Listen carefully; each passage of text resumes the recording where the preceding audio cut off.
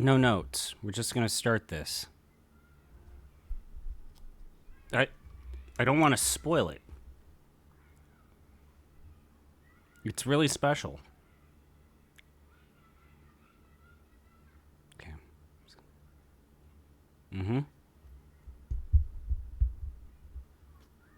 There's supposed to be audio here. I don't know why it's not playing, darn it. Hello. Okay, we're I'm good. Christopher Lee. Welcome to Ghosts.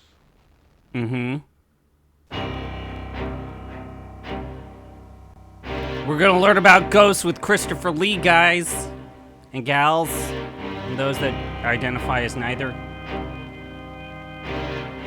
Christopher Lee's gonna teach us a thing or two about ghosts.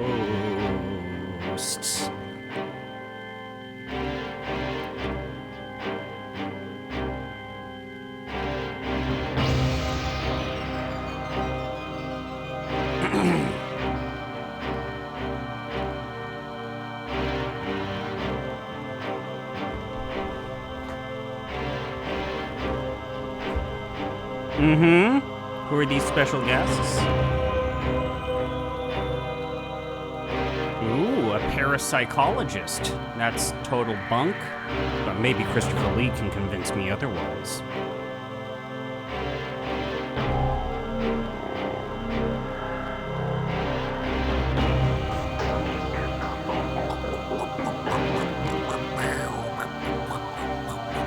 Wait, what?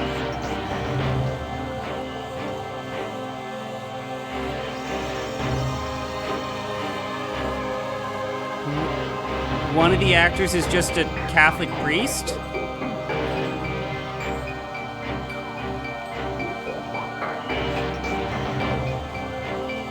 The fuck you say? What? I'll see if I can lower the volume after this is done.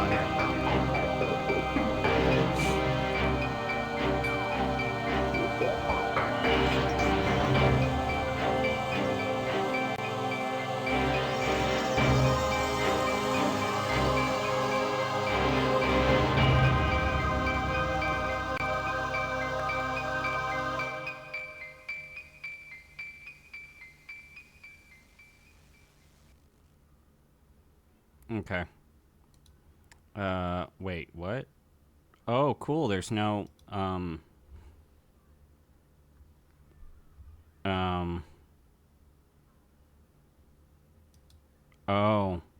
All I can do is change the refresh rate.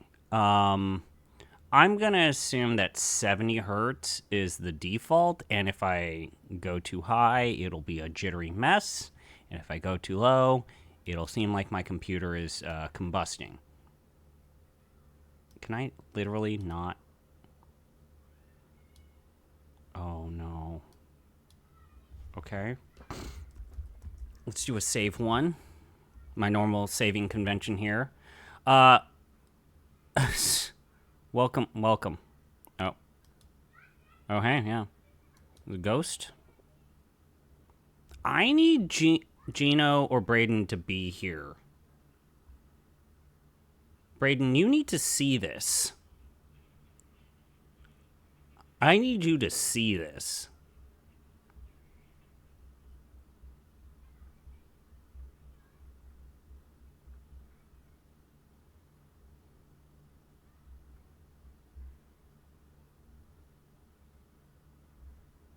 Okay. Welcome to Hobbs Manor, my friend. Please excuse me for calling you out at such a late hour. I trust you had a pleasant journey. Mark my words, you have an eventful time ahead of you. Allow me to introduce myself properly. My name is Dr. Marcus Grimalkin. Are you and Christopher I devoted Lee? my life to the study of the paranormal. It is time for me to decide once and for all whether ghosts are reality or fiction. I hope that you can help me to make this decision. My visit to Hobbs Manor, a house that is world famous for its ghostly activities, is the climax of my life's work. Okay. I came here to gather the evidence around me, the documents, an interesting films, life. and records that I have painstakingly collected over the years. Make use of the research material that you will find inside the house. You Okay. will have to look carefully for it, as objects in this house appear to gain a life of their own. Use my findings Are to you make talking your own about decisions. a spook?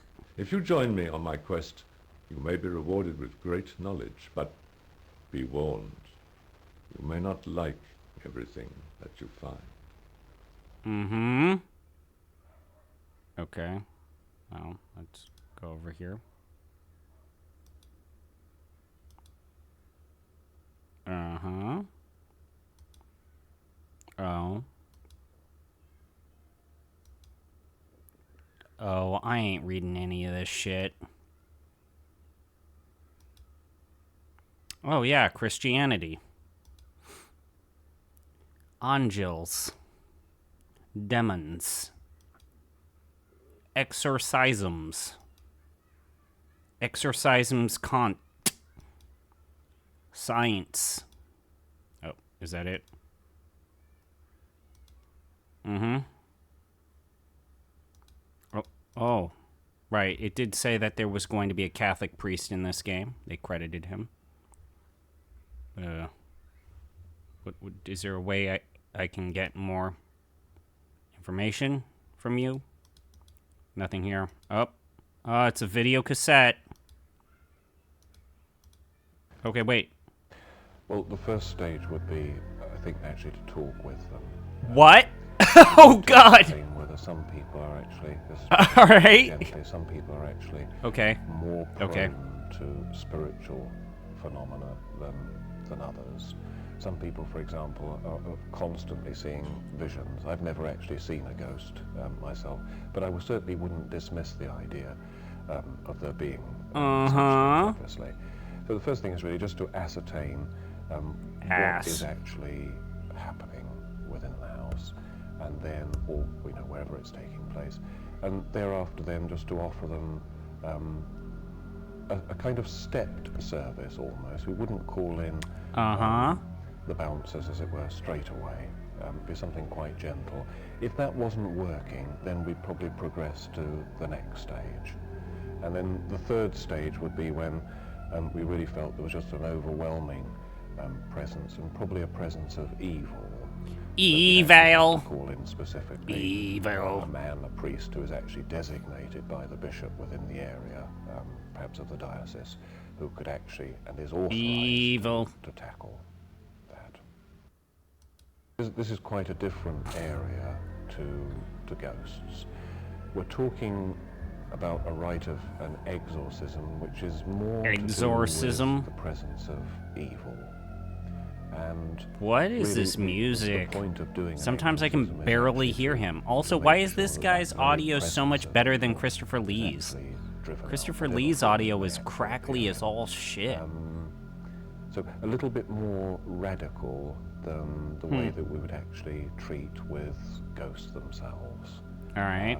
Perhaps I ought to point out as well that not everybody is actually permitted to do an exorcism. It's regarded as such a serious matter.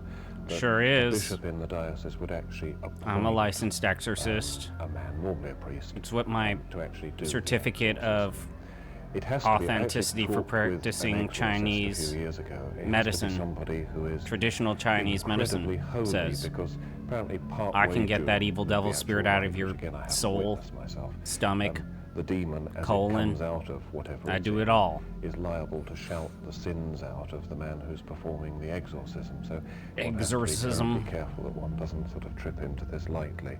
Otherwise, all one's faults and sins are going to be broadcast around the place. There are two basic formats for an exorcism. One is used quite frequently, where one is actually aware of something within all of us that's not quite right. Church calls that sin, if you like, but it's the same origin. We're talking about the very presence of something which isn't good. Again, if I could just illustrate that, I mean, this is quite a So gentle, what about little the format abuse? where we would pray over an individual or a group of individuals. So and is the say, exorcism something like, division Father of mercy, like you close? led the man born blind to the kingdom of light through the gift of No. faith in your Son. Okay. Free these from false values that surround and blind them. Set them firmly in your truth, children of the light forever. And we ask this through Christ our Lord. Amen. That's more or less what I'd call an everyday situation. Not that I use that every day. There is a second form, though, which is perhaps much, much more serious, and there we would eventually have to call in the designated man from the diocese who would be appointed by the bishop to actually do Yeah, the sure. Every exorcism. diocese has the Now, I've ability never to, actually has an witnessed expert of one, but I've exorcisms. spoken to an exorcist, and it normally has to be accompanied, in the case of the exorcist, by a lot of prayer and fasting, actually prior to the little ritual. Yeah, seems like In the a actual totally ritual legit itself, scientific again, endeavor. there is prayer. There's usually the laying on of hands to actually expel. That's the my presence of favorite evil, devil, ability demon, in whatever we would D&D. want to call it. And then Just touch very the often person and give nearly them, always, like, a however many sprinkling points with depending on holy your water. level. The tie there with the use of holy water is to Paladins. baptism, when we were That's a actually made paladin. children of God. So it would be, if you like, to install the presence of God within that individual and to cast out any possible manifestation. This is something. The only other little detail I think that probably needs to be added is that it can be, again, I've gleaned this secondhand from the exorcist himself, it can be Exorcist. quite a violent. I can't get over it. If the manifestation, the presence of evil is so strong. He said that having done this, which was done in a kind of an old-fashioned vestry with wrought iron windows or what have you round about the actual baptistry, he was actually hurled against. Wow, this segment is so much longer than the previous it two. was quite a force, if you like, as the devil came out. They even of had to loop the individual, and music. He was quite severely bruised afterwards. So again, it's not something to trip into lightly, and again, it's why somebody has to be designated by the bishop to do that. No.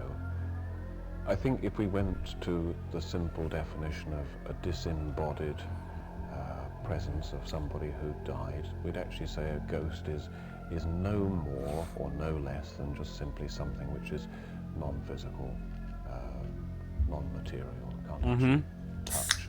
Although, Sorry, again, I need a some drink. people have actually spoken to me of almost like a spine-chilling experience of having felt somebody or something pass by them. The hairs on their arms sort of stand up on end. Somebody actually described it as she felt that somebody had gone physically right through her, and it was just chilling. So I wouldn't say that ghosts are manifestations of evil. If we went one stage, if we took that as the bottom plateau, as it were, went one stage above that, we'd actually talk about poltergeists. A little bit more physical. An There overrated you've got Steven sort of things Spielberg coming movie. off, pictures and things flying around rooms and what have you. But again, the general definition is more of a mischievous spirit and not actually wishing evil to happen to the other individual.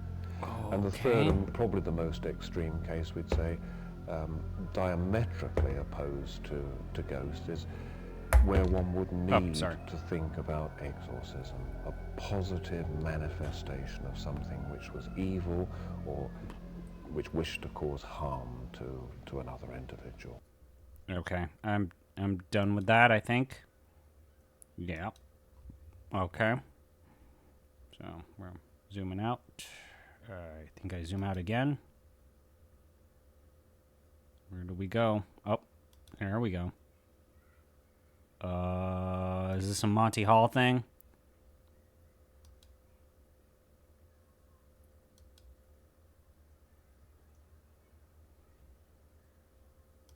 All right, I'll check out the doors. It looks pretty cool. This diver's helmet belongs to Mr. Montague.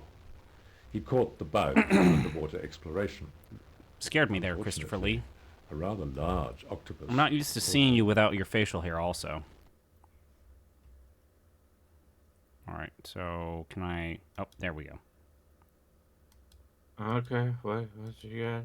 Christopher Lee is teaching us about ghosts. Oh, yeah. Oh, this is how this is? Oh, no. I don't like that. Okay. Oh, fucking Jesus Christ. It's more videos. Cool. That's a very difficult question, and I don't know the answer. I have been involved with a couple of cases where I suspected that fraud was involved, and even then I couldn't be absolutely sure that it was. There are very few experiments that reliably get good results. At the moment, the Ganzfeld experiments done by Charles Oniton in the States, I think I did this stand up accidentally as the out most of order. impressive laboratory results that there are. Now, I don't know how those came about. If those experiments have been done the way they are written up in the literature, then it looks as though they're due to psi, because they certainly couldn't be due to sensory leakage. But fraud is a very difficult one. You never can completely rule out fraud. However hard you try, there's always somebody who could come and cheat. Somebody who's designed the experiment can always see a way around it. Someone who's written the programs that run it can always see a way around it. It's very, very difficult to design a fraud-proof experiment. What makes that not important in most of science is that we have theories that get better and better and better, and a little bit of fraud along the way won't matter. The problem is, in the realm of ghosts and psychic phenomena, that we don't have good theories, and we're always relying on one great proof, and if that's fraudulent, the whole thing falls down. I think it's sad to say some of the most important psychic experiments have been fraudulent, like Sol's experiments in the 1940s. Yeah, let's cite evidence from 1940. I don't know. Robo-Ghost. Tell me about Robo-Ghost, my dude. A computer system that is monitoring a number of sensors which are on the end of wires. So this is one of them which is nearby. This is a temperature sensor, a small, very sensitive sensor which okay, is dude. feeding information into the computer, which is then being recorded and displayed on the screen as a trace. Now if I grab hold of this, you'll see the temperature go up along that. Oh god, it's EKG meters. And as the temperature goes up, it's recorded and into the computer's memory, and we can take it off onto a floppy disk and then analyse the data at a later stage. Ghostbusters UK, huh? What is more, this machine will give a warning. Why would you name if your any of group the after a readings change fictitious very movie? drastically. I don't know if it'll do it for me if I'm hot enough to get a significant You're effect. definitely not hot enough. I don't think I am, but you see the temperature fluctuating. Oh, okay. Well, I'm doing this out of order. What equipment is used during a paranormal investigation? We're just... Okay, fine. Let's go. Well, we've become This guy looks trustworthy. of equipment. In the past, Tony what people Cornell. used to do, along with a notebook, You missed the part where pencil, one of the testimonials is camera, by tape recorder, a Catholic priest. and mainly common sense. That's See, a very, when you said Christopher Lee is going to tell you about important piece ghosts, equipment, I didn't realize believe it that. or No, not. this These is days, what we've decided this to is do a is to try fucking and see if ghost we can get, truther up thing. market. Yeah, I'm playing And we produced a propaganda. thing, called Spider. We had to call Does it it something, so surprise you box, that it's Christopher Lee electronic box. believes in ghosts? I don't And think it has all so. these wires I sticking think out. Christopher Lee believes in And, getting Spider paid. stands for spontaneous, No, he psychophysical talks about how he incident believes he owns a data real electronic copy of the record Necronomicon or some shit like that. Principally, Yeah, I believe that will Christopher Lee was register into weird occult changes shit. No, in the Christopher Lee physical says state that in I'm the going room, to because take people to say my that grave physical things my happen, things are thrown. They see satanic ghosts Bible. around there, they light up Yeah. and they disappear. Things are moved. Yeah, absolutely. There are smells, there are electrical I problems, absolutely there's believe he was interference. into that stuff. So we take equipment to measure that and to record it so we can play it back. And mainly common sense. Okay.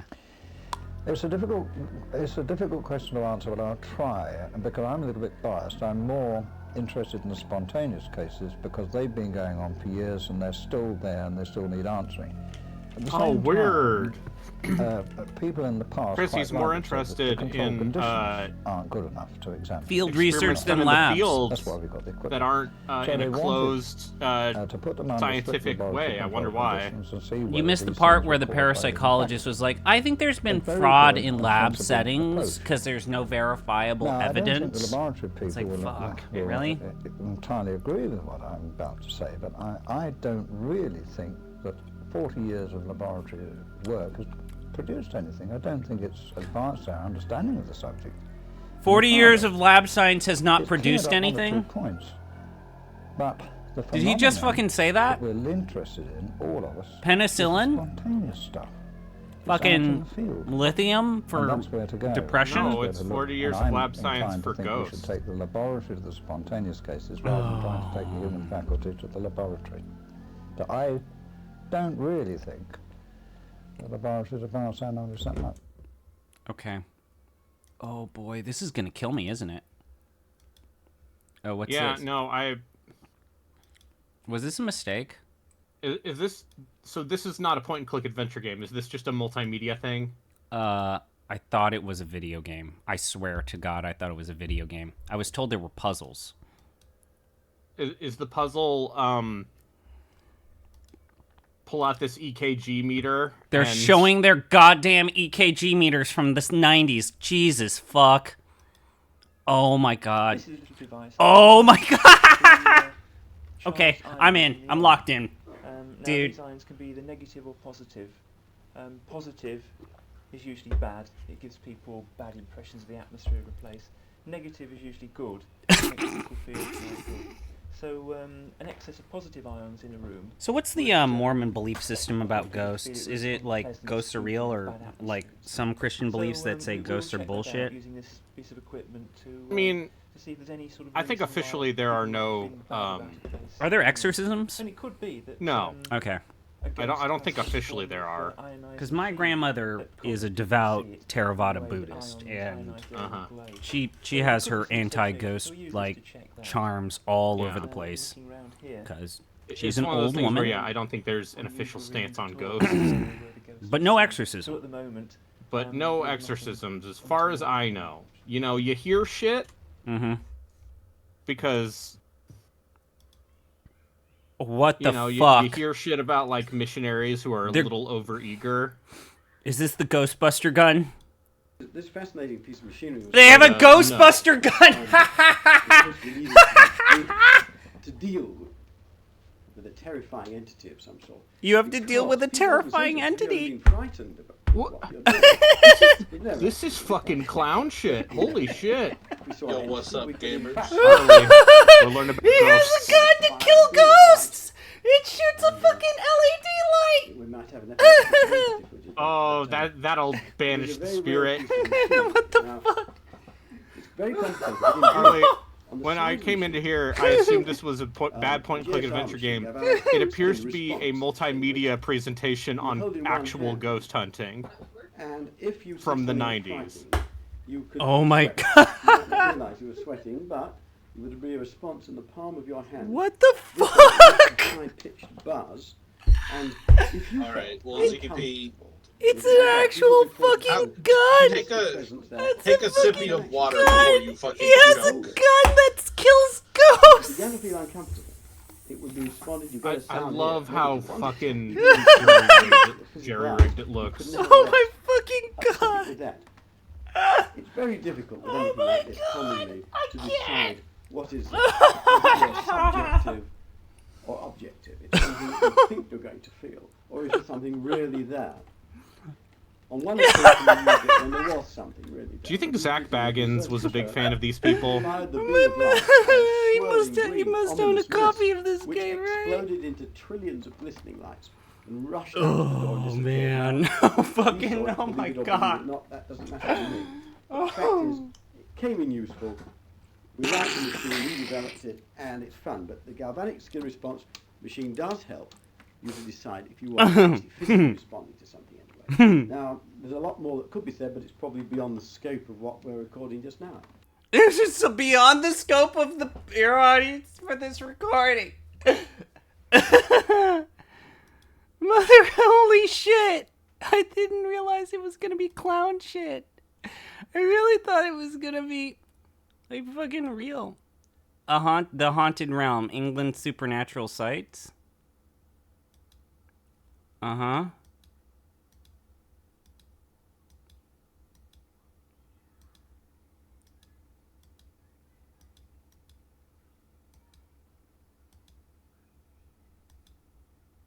Are there videos for each of these? I can't figure it out. I don't get it. Uh-huh.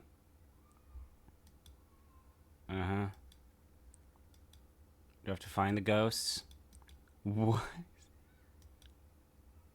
I That's a fucking ghost if I've ever seen a ghost. fucking what the fuck am I doing, dude? I thought I was playing a point-and-click adventure game. I'm sorry. This is just some wine bottles or some shit. I don't fucking know. Okay. I guess I gotta find a scene. I gotta get you some Christopher Lee, right? I gotta get you some Christopher Lee. Yeah. There are puzzles. I was promised there were puzzles.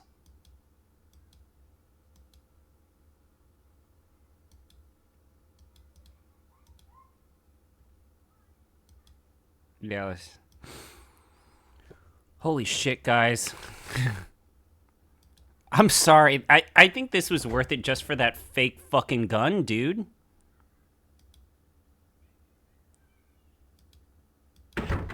Okay. I'm sorry, Braden, for being maybe a little louder than I probably should have been.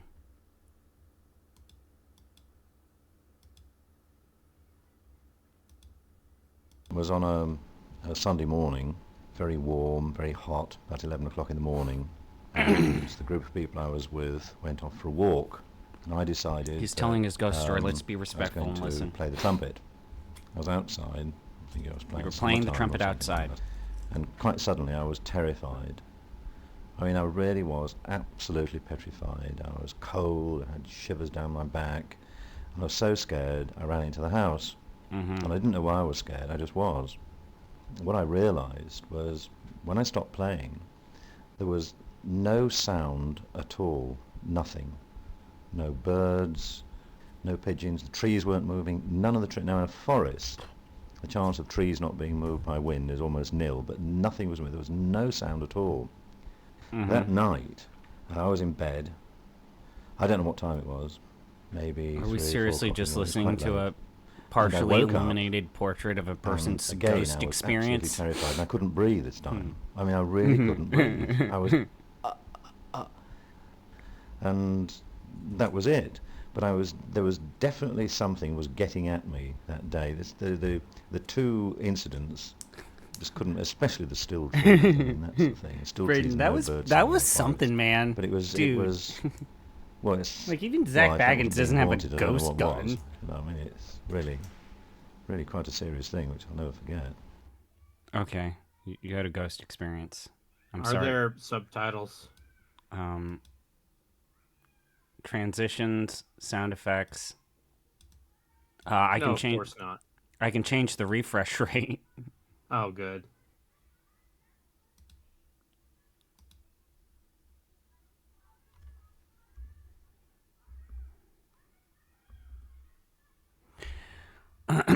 Sorry. Cool and collected. Oh Should shit! you see a portrait fall from a wall, It's Christopher Lee. look Let's be carefully quiet. at the subject of the painting. This unfortunate person may soon be dead. Shows me, I guess. I guess I'm gonna die.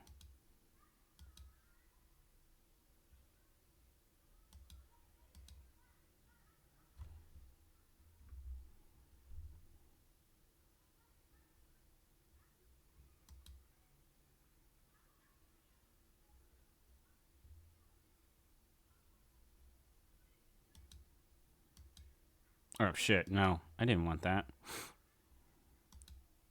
Are you sure you want to leave the house now? No. Okay, that's the exit. Let's look at this creepy mask. As you walk around Hobbs Manor, you will almost certainly find some portraits and films of experts like myself in the field of the paranormal. Tony Cornell has over 30 years' experience in the field of paranormal study and investigation. He has developed a sophisticated ghost detecting machine called Spider, which travels with him to the hundreds of ghostly locations that he investigates. He has a device to Dr. detect Susan ghosts Blackmore around the world is a called senior lecturer Spider. at the University of the West And of it's England. got Final She has Fantasy a doctorate in acronym. parapsychology and has written widely on the subject. She was awarded the Distinguished Skeptics Award in California in 1991 and has been involved in the production of many television programs on the paranormal. Robin Furman is a trained psychologist and expert in the field of the paranormal. He founded Ghostbusters UK in 1984 and has Ghostbusters since UK. investigated hundreds of hauntings. Father John Nuttall is a Roman Catholic priest who preaches in the county of Surrey. He is fascinated by the subject of ghosts and has helped members of his parish in the past who have experienced hauntings.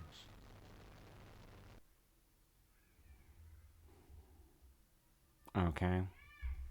Well, I'm digging the vibes, even though I think it's still bullshit. Mm-hmm.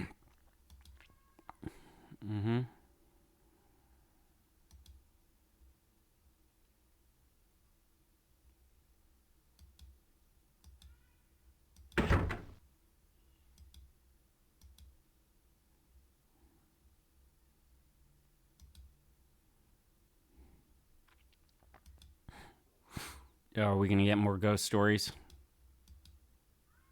As I looked up on the top right-hand side window, Ah, there was British ghost what I thought was a stories. face. You know, somebody looking out, and those rooms aren't actually used anymore because they're rotten, completely rotten. It looked like a child.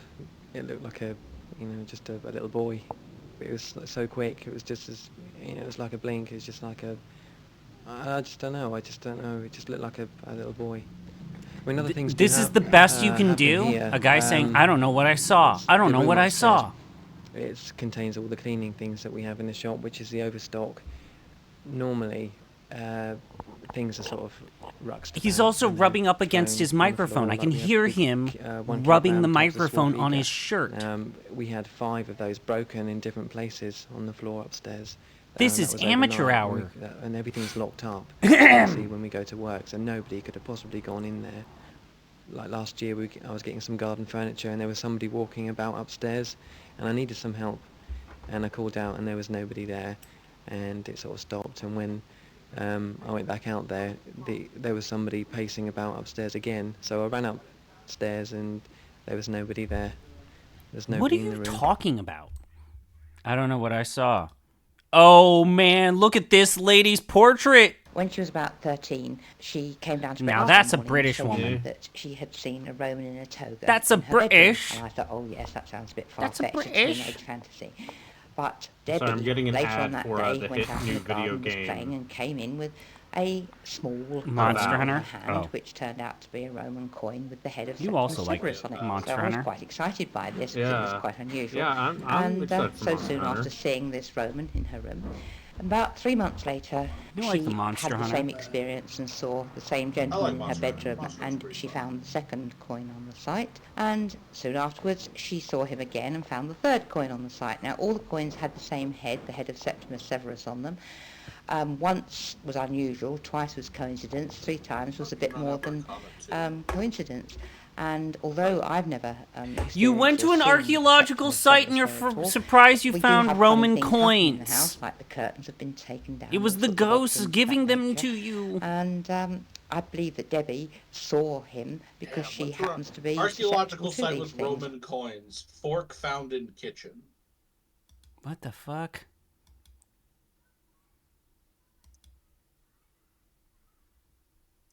Oh, I'm not ready for some of that stuff.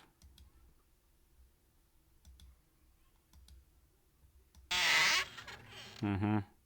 Oh. No. I want... damn it. I want it... What are we... Who's... Dr. Susan Blackmore is a senior lecturer at the University of the West of England. A doctorate in parapsychology. Revoke the charter for that university immediately. Oh, there's no way it's a real. Can you look this up? University of the West of England.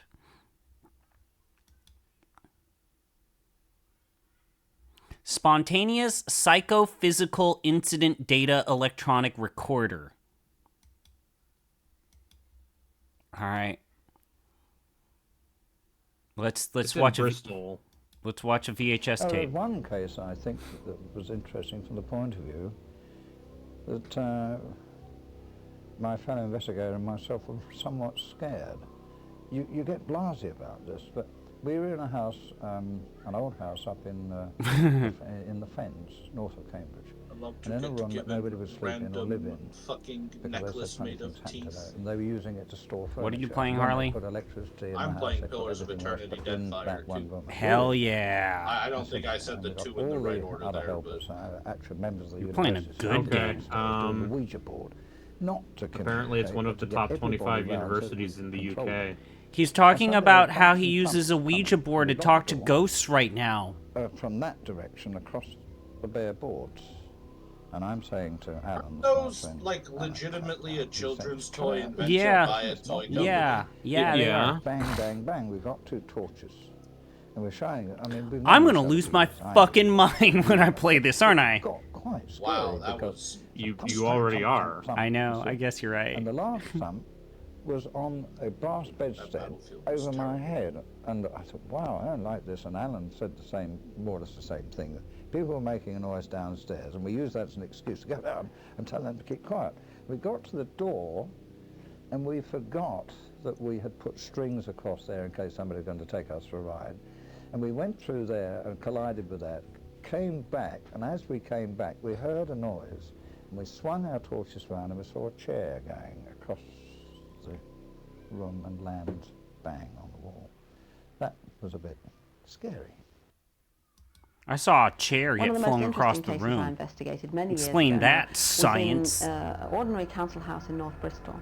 I was called there because the family had been seeing strange lights in the sky, and the UFO group had started investigating it. But then odd things started to happen in their house. They were seeing strange things, they were hearing strange things, they saw the lights swinging when there was no one there, they heard somebody opening the front door but there wasn't anybody there. The clock was jumping along the mantelpiece of its own accord when nobody touched it, and the television was changing channels spontaneously with nobody near it. So they called me in to try and find out what was happening.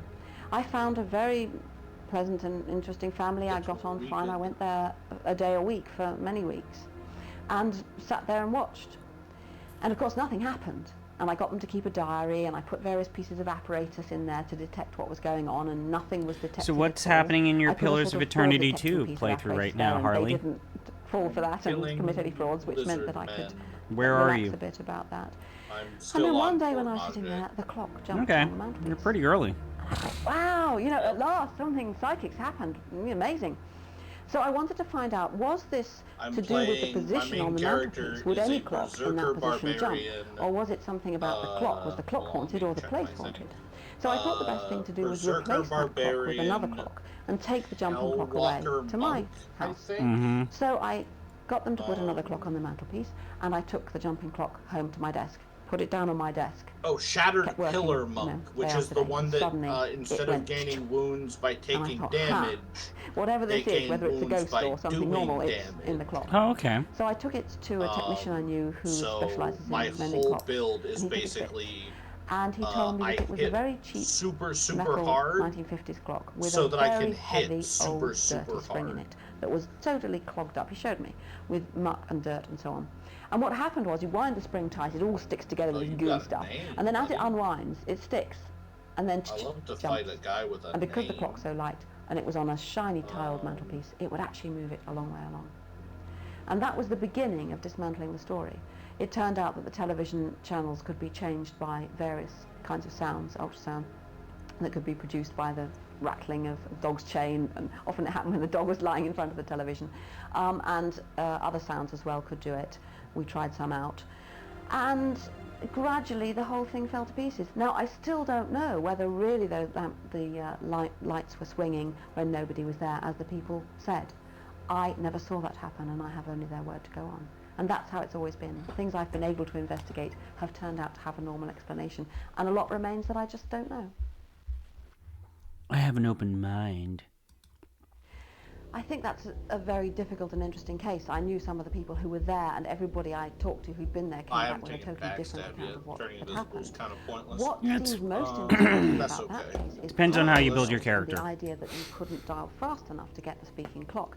But I've I guess never I been do. able I guess to I do find still out, although I get have tried, the to sneak get a attack transcript damage. of the Mhm. phone Like bill or just anything the that would show me that was normal. really true. As far as I'm Yeah, the concerned, plus from the 35% investigations for I've done, sneak that remains a attack. fascinating bit of hearsay that I haven't been able to track down. Not That's quite always how as it good is, as and the it's plus very frustrating because 100% maybe for it's true and I'm backstab, wrong, but I can we'll never get seem there. to We'll get hold get of a bit of there. evidence that's really convincing. And then let's just fucking thump thump. Yeah. I do have to be really careful with my character placement because my main character can absolutely 100% accidentally kill my own allies. Because Berserker Barbarian essentially turns on friendly fire mode. So the AoE effect of my melee attacks can sometimes trigger on My name is Vicky friends. Clark. I moved in October, and about 3 weeks after that the event started to happen.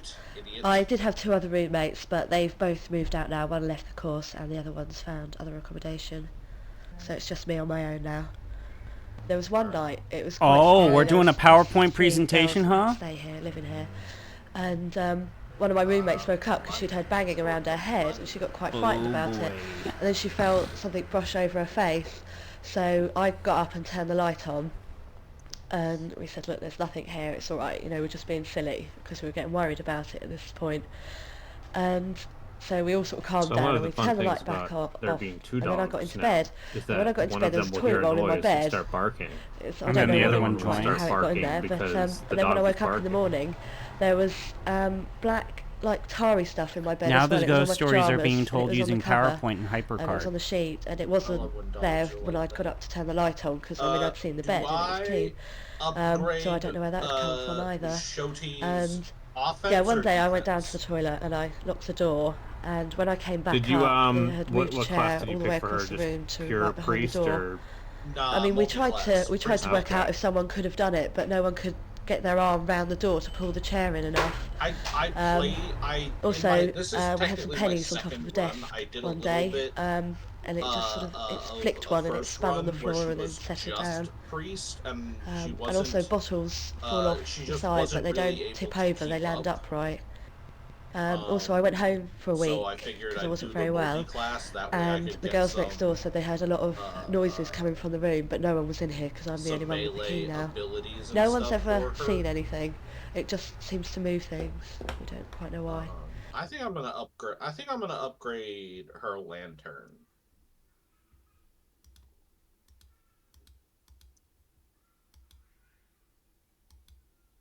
Get that up. Get that to fine quality. Okay.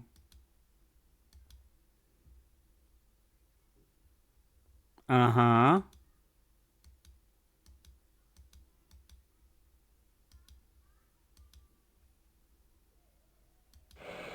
What?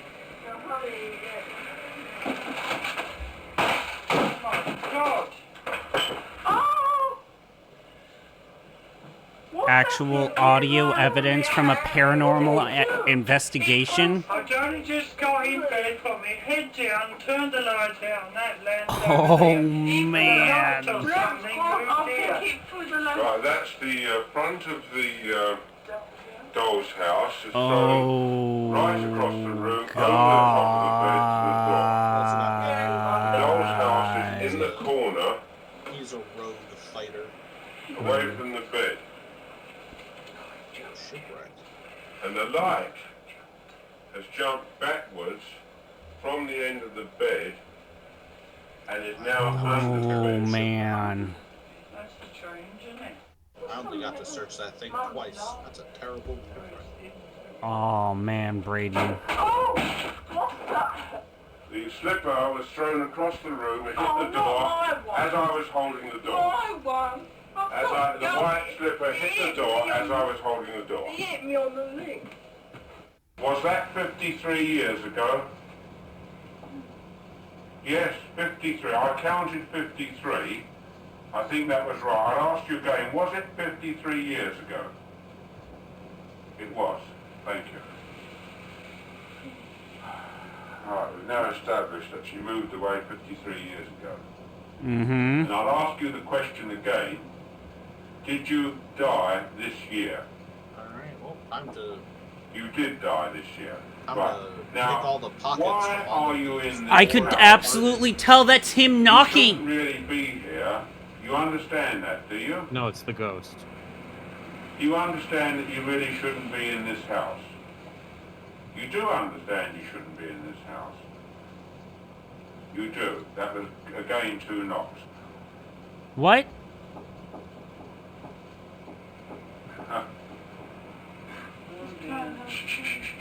Could make tar shoot. It's now doing the rat tat tat tat tat tat. Now, I'm going to ask you a question. Are you having a game with also me? be useful for.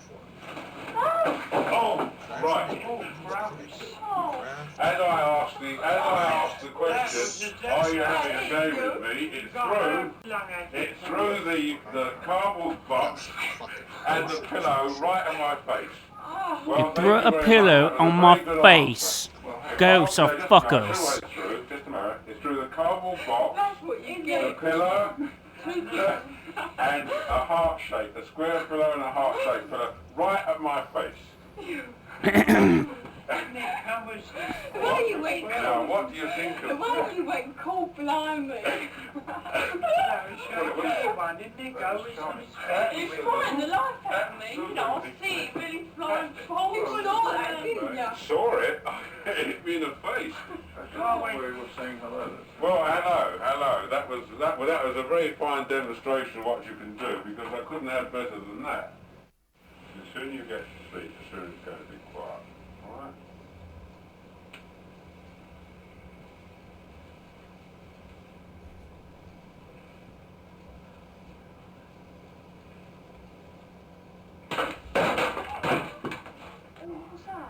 I cast upon ye a flurry of blows and reap. That is right over the other side of the room, and it is exactly where I was standing when he pulled the picture off the wall. Oh wow, there's way more enemies here than there were Janet, last you time. announced it. I guess I can't do any more of this. Was pulled off the wall. I mean, this specifically. Dropped down. Like, it's just... Let me hear you say my name. Okay. Come on, let me hear you say my name.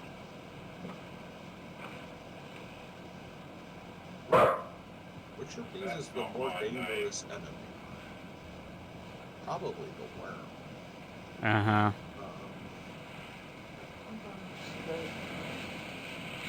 Punch that fucker in the head. Come on, my name's Morris. Let me hear you say it. Morris. Say Dr. Belloc.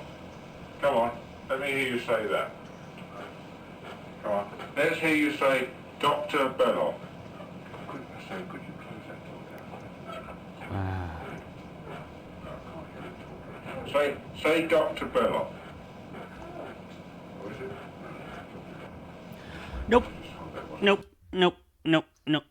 No, thank you. Oh, God. Alright, let's get an introduction to the Enfield poltergeist case. The secretary of our society, Ellen O'Keefe, rang me up and said, Morris, there's something going on in Enfield. Sounds like a case, poltergeist case. Do you want to investigate it? I said, fine, yes, I'll investigate it. Thinking at that time that I would only be involved for about 3 weeks. Little did I know. So off I trotted to Enfield and met these people involved in the case. Now, what had happened was this, that the strong range. That's fine. mother had complained Really need strong on this that character anyways. various things as PK, that psychokinetic phenomena, had been going on in the house. One evening, for instance, the children started creating upstairs in the bedroom, and she went upstairs, and the children said to her, well, that chest of drawers over there is moving. And she said, don't be so ridiculous, go to sleep. And she was just about to go out of the room when she saw the wardrobe move. Okay. There were many witnesses to the case besides the family, because this is another question I'm often asked. There were outside witnesses in the street who were not involved in the case at all. There was the policeman who came, the two policemen who came and saw something happen, and saw a chair slide across the floor. There was a fire brigade. There was a priest, the family down the road, the Birkins, the uncle and the aunt and their children, the Nottinghams, the next door neighbours, a neighbour down the road who started complaining that things were happening in her house, the next door neighbours who complained. In fact, I could go on literally forever, the number of people who were involved. This guy does have an incredible mustache, though.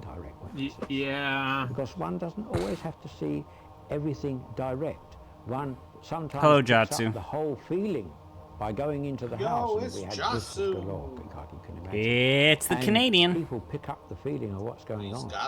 It's not just That's not another just thing Canadian. He's a person. That's the funniest thing I've heard it all day long. It's what's happening psychologically as well. It's very important to the case. Very important because psychological factors affect what is going on. Canadian racist. I suppose that one of the most extraordinary things about the whole case was the voice. Now, this voice was quite something. And how it started was this. I need the Constitution. I need the X-ray. On December the 10th, 1977, Let's go to the training. I was sitting in the room, in the front room there, downstairs, with my mother and the children. How's the anxiety just dog? Talking, and suddenly there was whistling. I mean, the dogs. Going on. Dogs I are doing thought it was okay. funny, very sophisticated whistling. The children can't whistle like that. It sounds like the whistling that Mr. Nottingham does. I honestly He think Bo whistles will be quite a bit lot happier next when my door. folks come But home. He's not there. He's at work tonight. So crazy. Suddenly, a dog barked in the room. Suddenly a dog barked? A dog barked in the room. But there was no It's like dog. Braden's house. I thought, well, you know, this is even Yeah, crazier still. listen, I began to sometimes think, dogs hear noises and then okay, it can whistle, it can bark. they're And like, things that began to noise is turn around in scary. my head.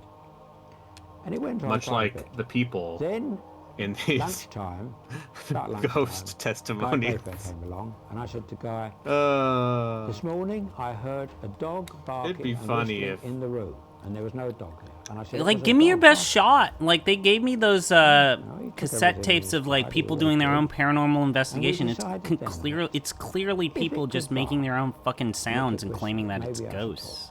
And I said to Guy, well, Oh my god. if it No happens video, this but evening, we I'm going we to just take saw the bedroom, a shoe get the thrown across and it hit me in my Now, face. this was It's the like, day fuck. that 9 other investigators, Boy, most of them it's a real scientists, were scary in the ghost, house. innit? It's a So we spoopy had ghost. quite a lot of people who He heard said the my first name. noise that was made. It was a About 6 paranormal o'clock in the occurrence. evening, when everybody was there, got the barking and whistling again. Round about 9 o'clock, if I remember rightly, I said to Mrs. Hodson, can I take the children upstairs? I want to do an experiment. She said, okay. I mean, she's used to it by now. She's used to everything. So I took the children upstairs and put them in bed. And in the next So what have you guys been bedroom, a watching? small box room, Guy Playfair Watch anything was recently? there with his headphones on. We put a microphone. Oh shit, what are you watching? New York City? What was going on? New York? No, we're in the And the barking and whistling was going on. Then I suddenly Chimera ants? if you can bark and you can whistle, the battle tower. you can talk. Oh yeah, that's a good one. Say my name. For quite a while, nothing happened. And suddenly it said, This is absolutely a man who wants to Good. tell you about ghosts and also Look at his Tell me teeth. I said, no, that's gets Those are fired British. for Those are British having- teeth. So having inappropriate I said, say it again. relations with one of his colleagues. Then I challenged it to say Dr. Belloc. Dr. Belloc, one of my colleagues, was there that night. He's a very famous parapsychologist. And it said Dr. Belloc. 32, So I knew that 37, we had a 31. voice. Now, You get the what was balance this of voice? accuracy. Show How me. did it work? First of all, when it started to speak, I thought we had a discarnate voice, what we call discarnate voice, a voice coming from nowhere out of the air. Step by step. Then I began to realise when I watched the children There's more a carefully, billion and fucking watched Janet minds in this particularly more place. carefully, Oh it seemed to be coming from her man. direction. Her lips weren't moving. Her mouth wasn't moving. Her lips, a slight tremble on her lips. That's Oh all. man. So I noticed when the voice spoke, her chest went up and down. So I watched her very carefully. And then, after a while, I challenged her and I said, Janet, that voice is coming from you. She said, This oh, no, guy it's has not. gone on I said, "Yes, it's coming from you." She said, "It's not." forever. I said, if it's not coming from you, where is it coming from? She said, it's coming from behind me. I said, you sure? She said, absolutely certain. That voice is not coming from me, it's coming from behind me. So we did a test later on, sometime later. We did just a simple test, not terribly scientific, but a simple test. We put a microphone in front of her throat, one on the back of her neck. I can see the We found that the one on the back of her neck just was louder than the one can't on her throat. apparently Shouldn't be see so. them well enough to Okay. not trigger. We had two automatic cameras set up in the room, which were controlled Okay. by a button from outside the room, so that if we heard Are we gonna get your anything actual in the video bedroom evidence that of was ghosts? untoward, we Please. could start the cameras going. The cameras used to flash at I would love to see your half-second video intervals. evidence. And we got various episodes happening, but here's a particular interesting one. There's 3 episodes, 3 camera shots here at half-second intervals. The first camera shot shows a pillow here. This is Apparently this going is actually towards the camera, happening. which is over here in front. And we know that that pillow and the Is one this- on is this the one real? on the floor there. Are you were fuckers on the kidding me? bed here, by the side of Margaret. Now, so we've got a pillow actually going towards the camera now. The second photograph here shows These are the actual pillow photos? has now doubled up here and is going in the other direction, like backwards. And the third photograph, at half-second interval, shows the pillow has now come forward again and is resting on top of the one that was on Yeah, the floor. someone So totally in actual didn't fact, fuck we've got around the with that pillow. doing a zigzag motion. Well, physically, of course, that's not possible. Yeah, I remember when they made like 5 Paranormal Activity movies. For some time, the mother and the children have been is that a telling us pantsu? that the Are we looking at bedclothes an have been upskirt? flying up the wall, and the curtains these are are- billowing out into the room. Well, we hadn't seen this at all. We just had to take at face value what they told us. But one night, we got a sequence of 4 pictures on our automatic cameras, which shows that actually happening. Here on the first one, you see the bedclothes, the bed cover flying up the wall here, I actually only the ever watched, curtain like, the first billowing 2 out into the What? room, Paranormal and it was Activities. You're fine. mid-December. The window was shut tight. You're no not missing drafts. The bed cover, The they got curtains billowing pulled. out into the room. The next picture shows the curtain has now, the bedclothes have now dropped down, but the curtain is moving because in the first picture that was concave. That What? was convex and is now concave, so we know the curtain is moving. Janet here has not moved her hand very much, it's more or less still on her stomach and her thigh. Ton of shit. Hold up. So Here, these the are next real picture, photos? The curtain has moved again because now it's more or Or less did they straight. digitize photos? And in the last picture, the fourth picture, the curtain here has twisted round and the bedclothes has twisted round as though to meet one another. What? Well, you heard the story of the levitations in the case. Here we believe we actually have a levitation of the girl. The person is being flying through levitated the by air. ghosts. And you have a look at Margaret over that yeah. side there. You see Margaret, very, very strange thing for girls to be doing at 3 o'clock in the morning. Christ. There's Janet flying through the air.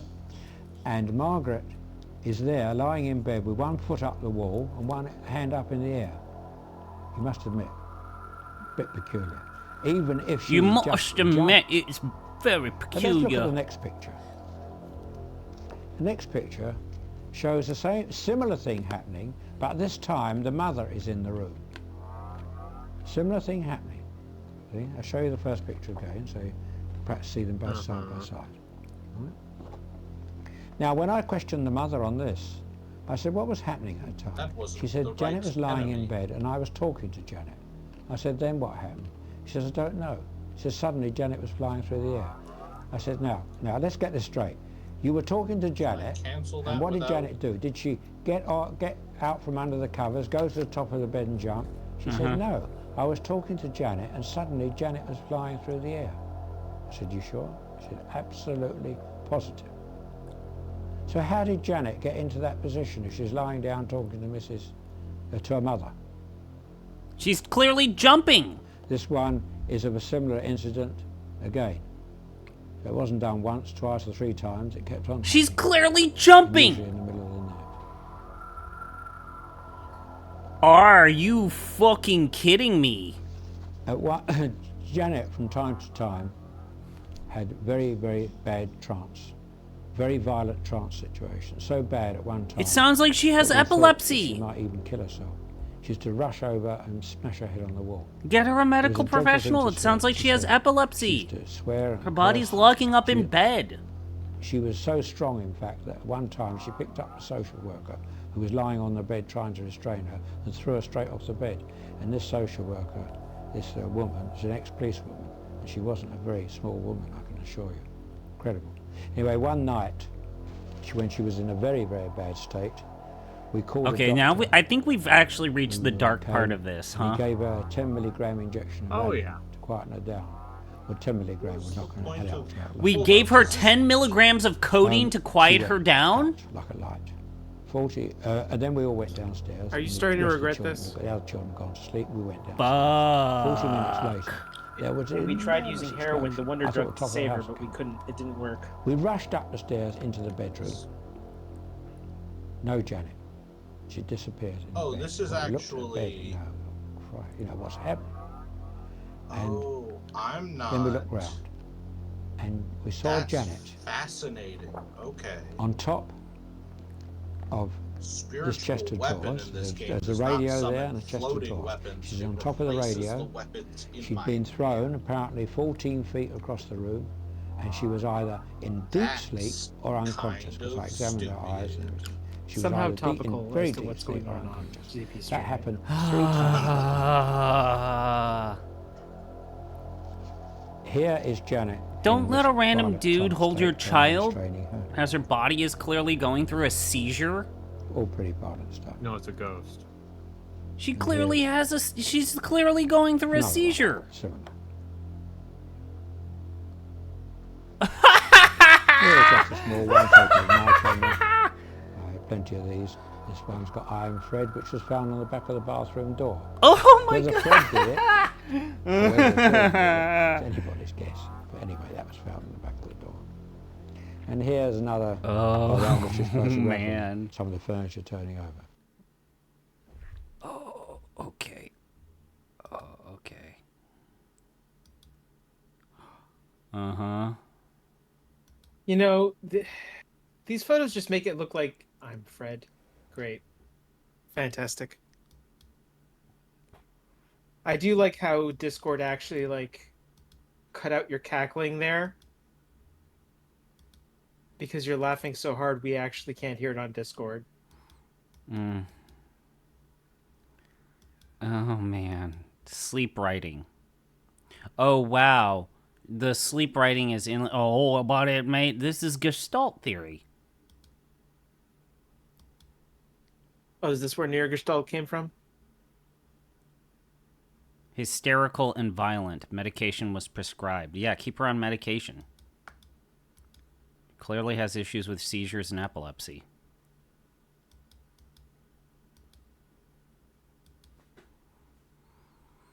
Oh, man. Was this a mistake? Yes. Of course. Of course it was a mistake. Like, are you serious? Do you even have to ask? Okay, so this damage actually only applies if they're considered evil from Jodi's point of view. And these are animals, so clearly they can't be evil. Okay, so that was a lot. I think that we're all enriched, and we are better off with a part of Christopher Lee's ghosts inside of us. I refuse to listen. Regret this? Yeah, he's dead. Okay. I'm not listening to the rest of that cassette tape. It was literally just a bunch of bullshit, and it was very long. Okay, let's leave this room, or something.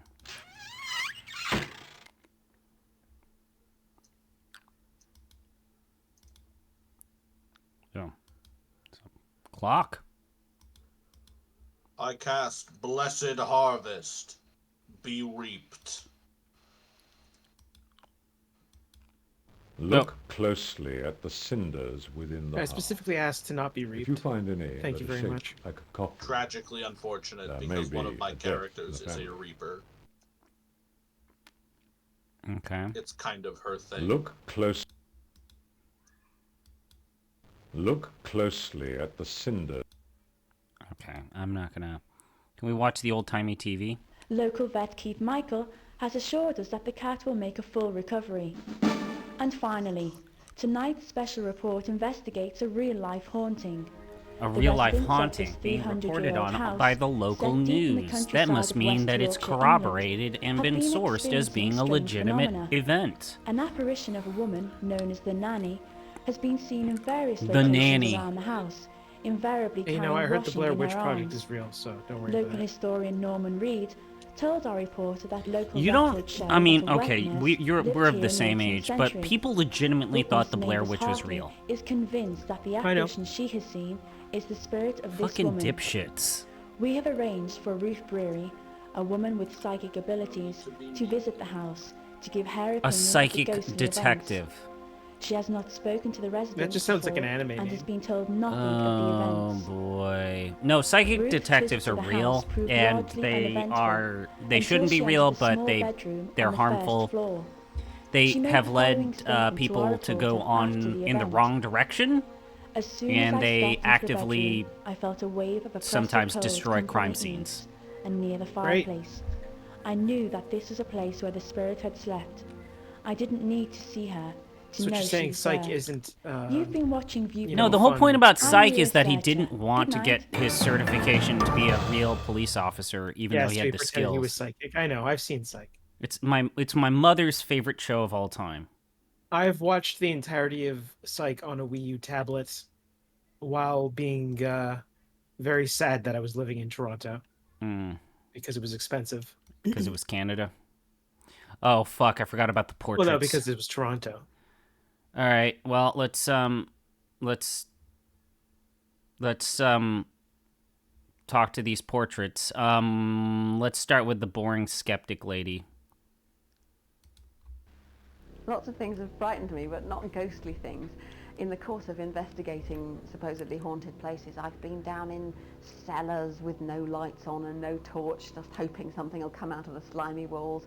I've slept in several bedrooms where I've been told no one. This is something else, man. Sort of go to bed and go. This is something else. So this is not a game. Like, there's no gameplay in this. As a child, I was told they're puzzles. Apparitional type things. I haven't seen a puzzle yet. But nowadays, I would. Who told you if this? I see something like that, I think, oh, there comes an apparition. I think it's my own mind. So Because they're, they're clearly a liar, and you shouldn't trust them anymore. At night, see all kinds of things being created by my mind, and they don't spook me. So the answer is no. But of course, it might happen. Hellblade, Wizard Rogue, and one day go to a haunted welcome to place the and party, Aloth. See that ghost that I, so far, don't believe in. Obviously, I am going to simply. There's one case I think that was interesting from the point of view like that. That my fellow investigator and myself were somewhat scared. You get blasé about this, but we were in a house, an old house up in. Oh right, you don't take a penalty for dual wielding. You just and don't get a buff. You just don't get the buff for. Because they said funny things happened to them, and they were using it to store furniture. And when they put electricity in the house, they put everything else but in that one room. And we're in there and sitting there, and we got all the other helpers, actual members of the University Society downstairs, doing a Ouija board, not to communicate, but to get everybody round so that we could control them. Yeah, let's use the Ouija board to control the spirit. The door from that direction across the bare boards. And I'm saying to Alan, my friend, Alan, cut it out. He's saying, cut it out yourself. I said, well, it's not me. And so bang, do you think bang, Ghostbusters bang, UK still exists, or do you think they've been sued into, the case of an empty, haunted church, where the team and I went to look because we'd been told by various students and people that they'd seen figures moving. Only one way to find out. What does Googly say? I didn't know existed, but when we went there, figures did move in the gloom. There were tombstones which had been disturbed. This strange mist filtered into the church. The atmosphere was intense. I mean, I'm playing a game right now, so I can't check for you. That was probably the most frightening case that we actually went to.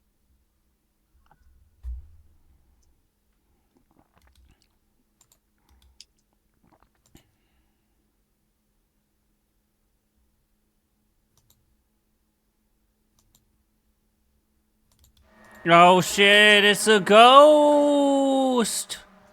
Boogity, boogity, boogity. There is a NASCAR IndyCar racer who says boogity, boogity, boogity.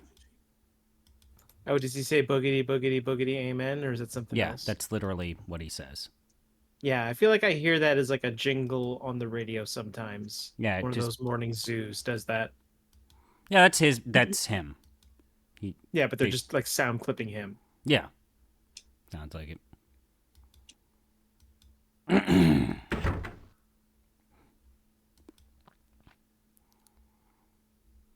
Can I check out this vase?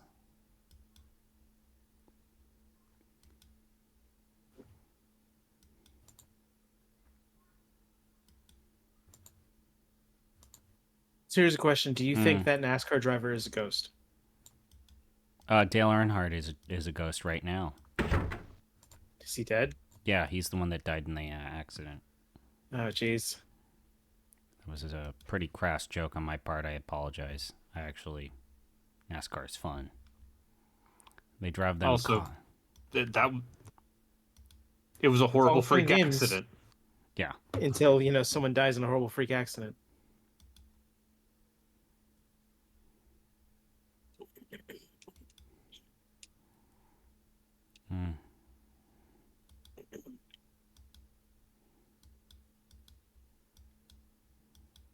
What is the purpose of this fireplace? You keep asking me to check out the fireplace and the embers.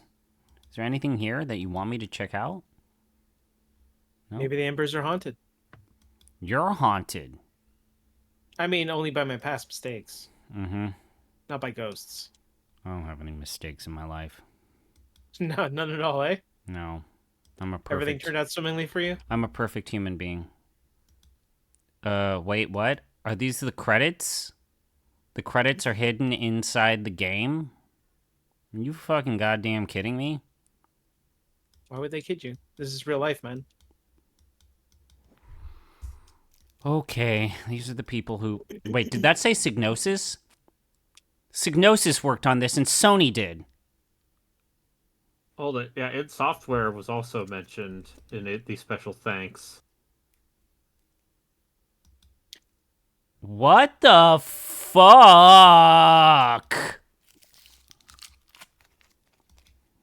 Adobe Photoshop. Well, okay, thanking Adobe Photoshop. id Software for Doom, keep pushing the envelope, guys! !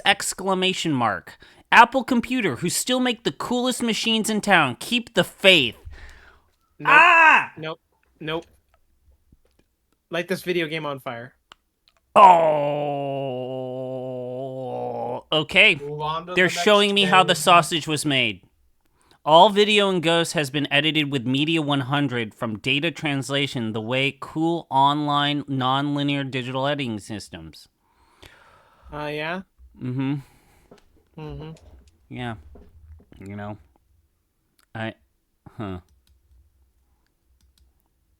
The fact that they're Apple sickos. Makes a lot of sense, actually. Myst. One of the greatest games ever. Okay. Book of Hauntings. Uh-huh. Okay. Oh, no. I'm not reading all this. Not reading all of this. Oh, okay. It sounds like you might be reading all this. Nope.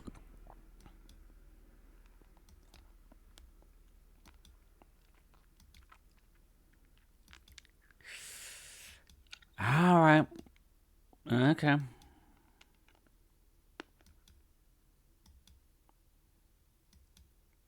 So is the truth out there?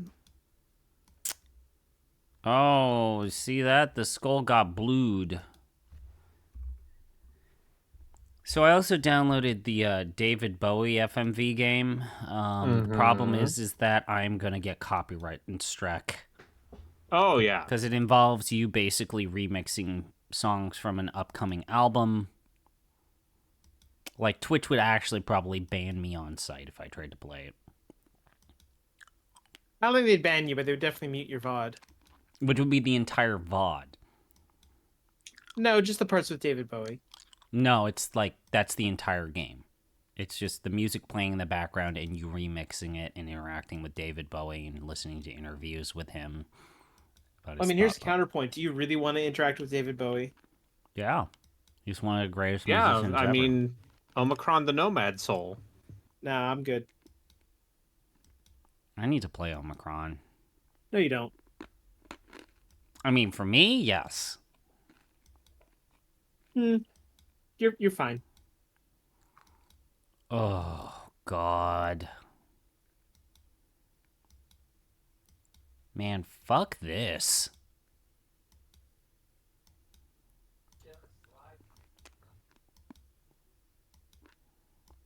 So all these are like photoshops, right? Like none Yeah. of these are actual photographs. No, but that part where... Okay, go back to that like wolf photo.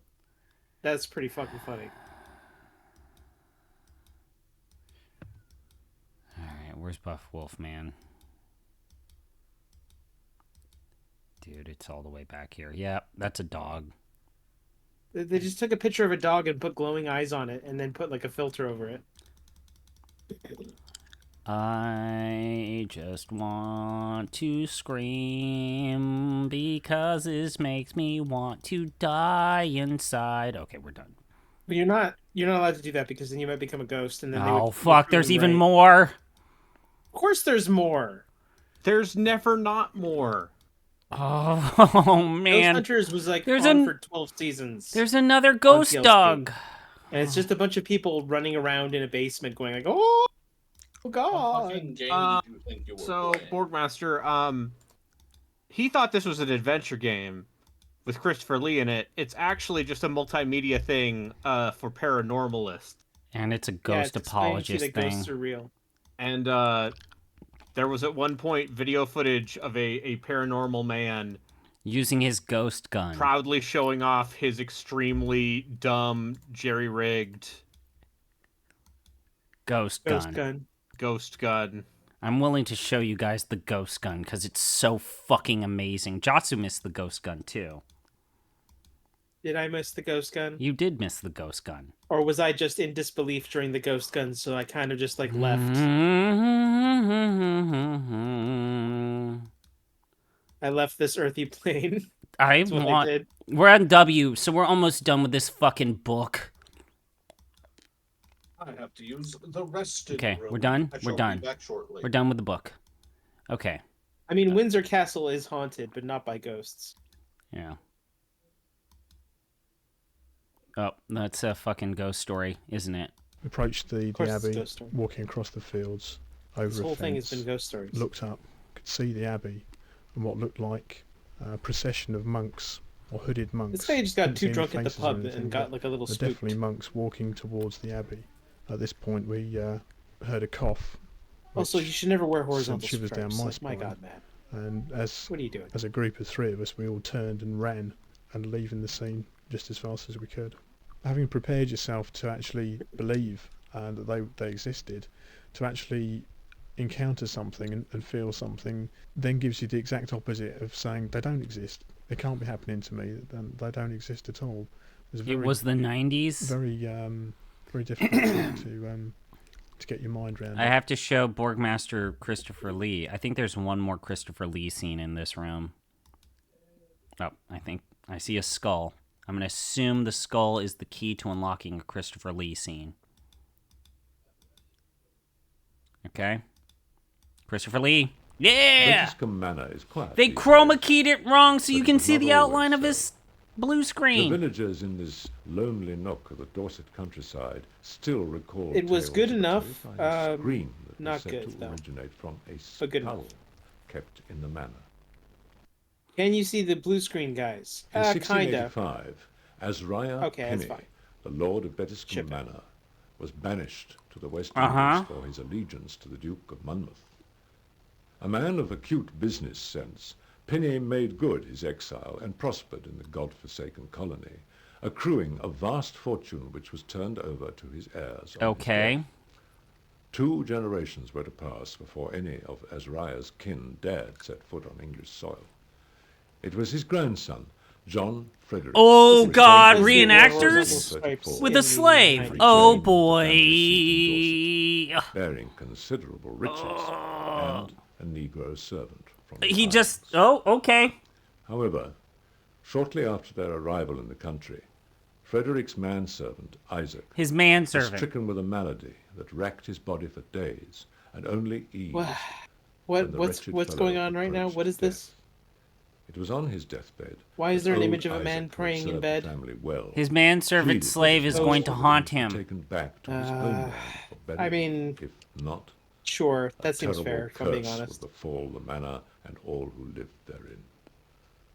A phlegmatic man, John Frederick was not given to superstition, and duly ignored his slave's dying wish, discreetly burying his Okay, body so in the literally open this church. building is haunted by an angry slave. It was then that the howling came. At first, No, it's many stylistically thought this way, prank played by Borgmaster. schoolchildren defying Why the is it manner all to remain in weird? the No, churchyard this after image dark. was But when one of stylized. the youngsters They returned can't home, just use ashen-faced regular and ass shaking with photos. fear after hearing a strange No, groan, see, what you don't emerged understand is from that one the of reason the why this image is graves. like this is because there's The games ghosts in stopped, them. and few would enter the graveyard again.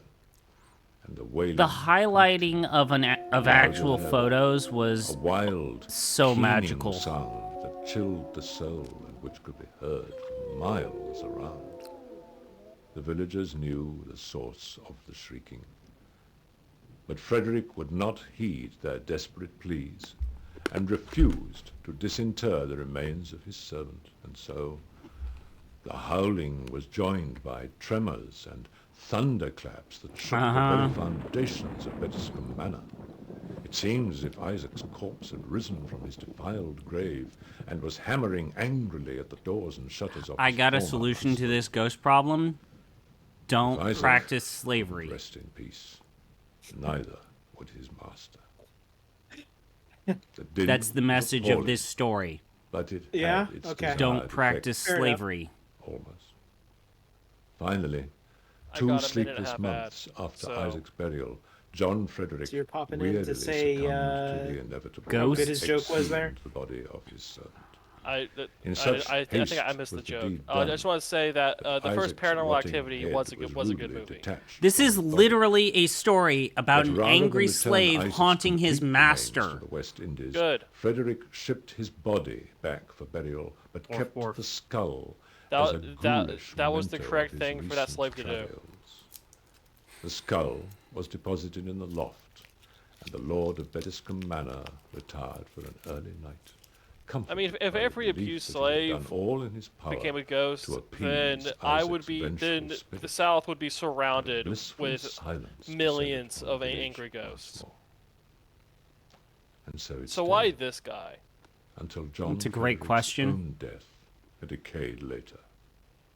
However, the new occupant of the manor, William Thornton, had not What been the appraised This of guy, skull's fuck? presence, and upon seeing I its don't know. I ghastly got nothing. village, had it thrown into a pond behind the house. This is really He dumb. instantly learned the error of his hasty actions, as an ear-splitting Just like scream everything about rent this. the air and drove him to the sanctuary of his manor. Quick were his neighbours to inform him of the nature of the cry and the penalty for ignoring old Isaac's wishes. But Thornton was a proud man, and Oh, steadfastly man. rejected any attempts to retrieve the skull and let it defile his house again. No matter how much Isaac's ghost bellowed into the night sky or raged against the manor with his phantom fists, Thornton would not yield. Nor would he accept the accusation that Isaac's clamorous protestations were responsible for an unaccountable crop failure that year, or for the mysterious death of livestock in the region. It was to prove a fatal stand. On a bitterly cold January morning, the Lord of Bettiscombe Manor was found in a state of collapse by the I mean, edge most crop of the failures are pond, actually very dressed only in a accountable. sodden Yep. nightsuit. Yeah, but what if it was ghosts? Driven mad with fatigue. What if it was his an spirit angry had finally slave broken, ghost? and he had stayed up the long Have you night, considered that raking the Occam's pond razor is the for accursed suckers? skull.